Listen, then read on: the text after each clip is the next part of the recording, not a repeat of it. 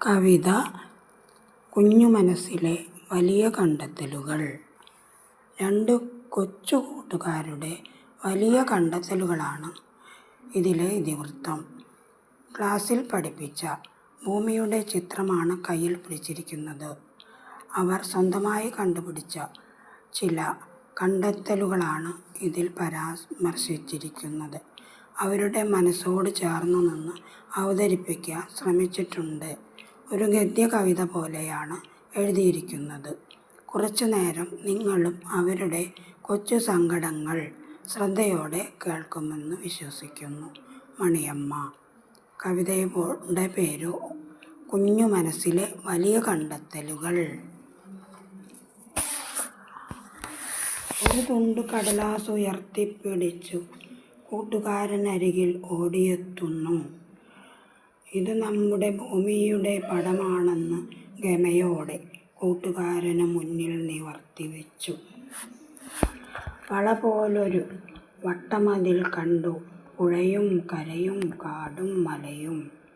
പല പല നിറത്തിൽ തിരിച്ച ചിത്രങ്ങളെ നേരമേറെ ഉറ്റുനോക്കിയിരുന്നവർ കണ്ടു. നേർത്ത നൂലുപോലൊരു വര. ഇത് നമ്മുടെ പുഴയെന്നു തൊടുന്നു. ഇത് കരയിലായി പരന്ന പച്ചപ്പ്. നമ്മുടെ ഗ്രാമമെന്നും ഉറപ്പിച്ചു അവർ. ഗ്രാമവും കണ്ടു, പുഴയും കണ്ടു, കണ്ണു തെളിഞ്ഞു. പുഴയുടെ തീരത്തെ പഞ്ചാരമണലിൽ ഓടിച്ചാടി കളിക്കാൻ തുടങ്ങി. ദൂരെ നിന്നും മണ്ണു നിറച്ച വണ്ടികൾ നിരനിരയായി പാഞ്ഞു വരുന്നത് കാണുന്നു. മൺതരികൾ കാറ്റിൽ പറന്നുയരുന്നു. കൊച്ചു സന്തോഷത്തിൽ പൊടി പടരുന്നു. താമരക്കുളത്തിലിടണം മണ്ണെന്ന് കൊട്ടാരം വീട്ടുകാരൻ്റെ ഗൗരവം. ഭൂമിയുടെ പടമെടുക്കുന്നു വീണ്ടും. താമരക്കുളം തിരയാൻ തുടങ്ങുന്നു. പുല്ലുപിടിച്ചു താമരക്കുളം കാണാതായി. പതിഞ്ഞ സ്വരത്തിൽ അമ്മ പറഞ്ഞു.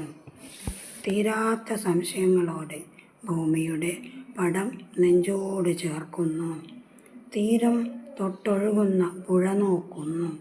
താമരക്കുളം പോലെ ഇല്ലാതാകുമോ ഗ്രാമം? തഴുകിയൊഴുകുന്ന പുഴയും. ശാന്തമായി ഒഴുകുന്ന പുഴയെ നോക്കി 4 കുഞ്ഞിക്കണ്ണുകൾ നിറഞ്ഞൊഴുകുന്നു. കാണുന്നതെല്ലാം സ്വന്തമെന്ന ഭാവമോ? കുഞ്ഞു മനസ്സിൽ കളങ്കമില്ലെന്ന ചൊല്ലലോ?